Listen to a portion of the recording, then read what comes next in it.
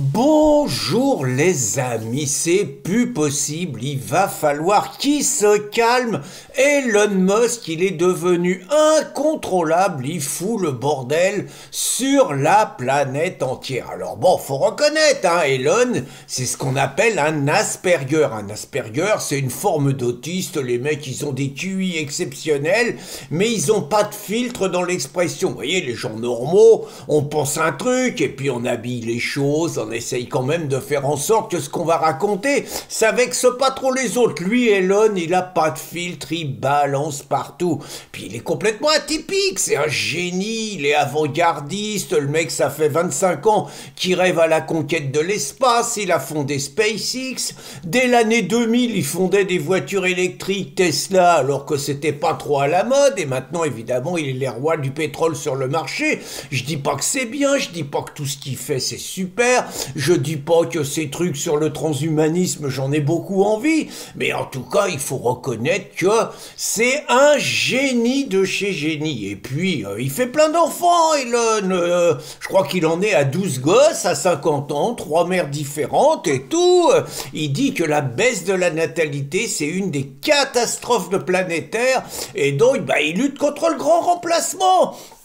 Et puis, depuis qu'il s'est lancé dans la politique, alors là, c'est plus possible, on le tient plus. Par exemple, il a racheté Twitter. Vous voyez, avant, c'était bien, avant les GAFA, tout le monde censurait les méchants, Trump, on lui coupait ses comptes, on virait tous ceux qui disaient du mal de l'islam, de l'immigration, du Covid, tous ceux qui disaient du bien de Poutine, tout ça, raousse. Avec Elon, sur Twitter, on fait ce qu'on veut. Je veux dire, ça gueule. Thierry Breton, le commissaire européen qui a été viré par von der Leyen avec l'appui de Macron, donc il avait tenu tête, il avait menacé de couper Twitter. Et Elon, il l'avait envoyé balader, il l'avait insulté, il l'avait humilié. Mais c'est surtout depuis qu'il soutient Donald que là, il devient vraiment incontrôlable. Donc déjà, Donald, il y a filé une mission, il va faire un peu du Milei avec sa tronçonneuse, là, il va serrer les comptes du budget du gouvernement, je sais pas trop quoi, enfin, en tout cas, ça va taper dans le vif, et puis il va réussir, c'est un mec, jusqu'à maintenant, tout ce qu'il a entrepris, il a réussi. Mais c'est surtout qu'il se lance alors que, tout le monde nous dit qu'en Angleterre, Tommy Robinson, qui est en prison pour 18 mois, vous voyez, en France, personne ne le soutient, à part des illuminés comme nous. Mais vous entendez pas Eric, vous entendez pas Sarah, vous entendez pas Marine, alors là, évidemment, vous entendez personne qui soutient, il y a que la Réinfosphère qui le soutient.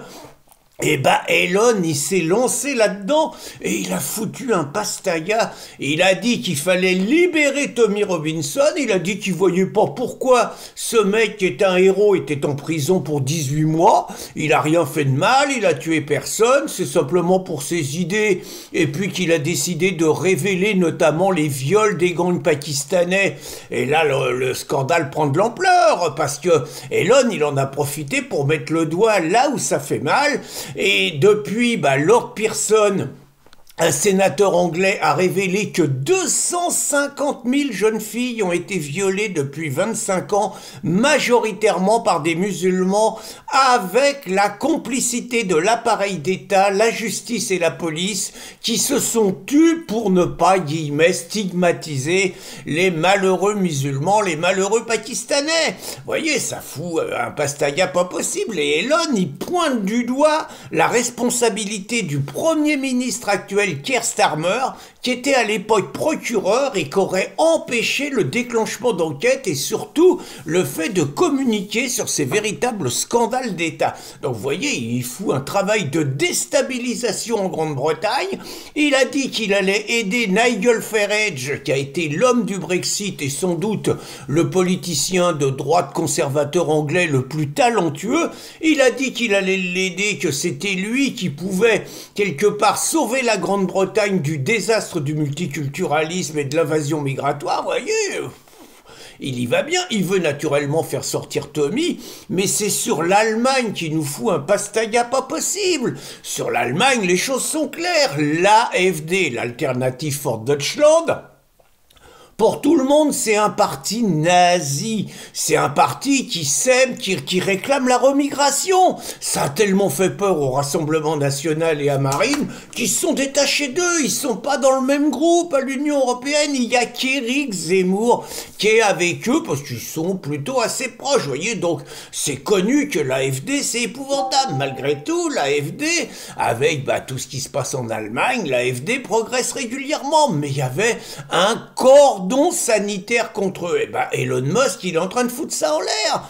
L'AfD, sous sa pression, mais je crois qu'il n'y a pas besoin de beaucoup convaincre Donald, va être invité le 20 janvier pour la prise du pouvoir par Donald Trump. Ils invitent l'AfD, ils invitent Marine, mais encore pire.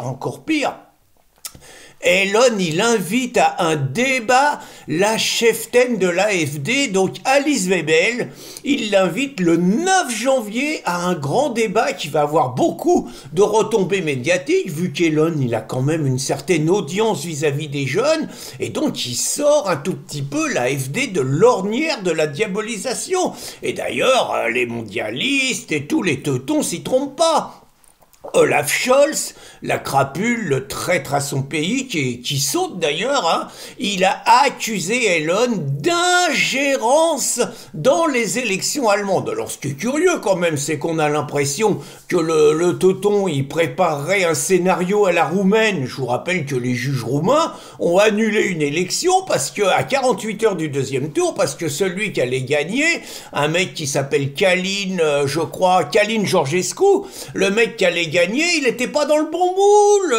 Et il aimait bien Poutine, il était contre l'OTAN. Bon, allez hop, 48 heures avant le deuxième tour, terminé. Le mec, depuis, on y a fermé tous ses comptes, tout, je sais même pas s'il est pas en tôle.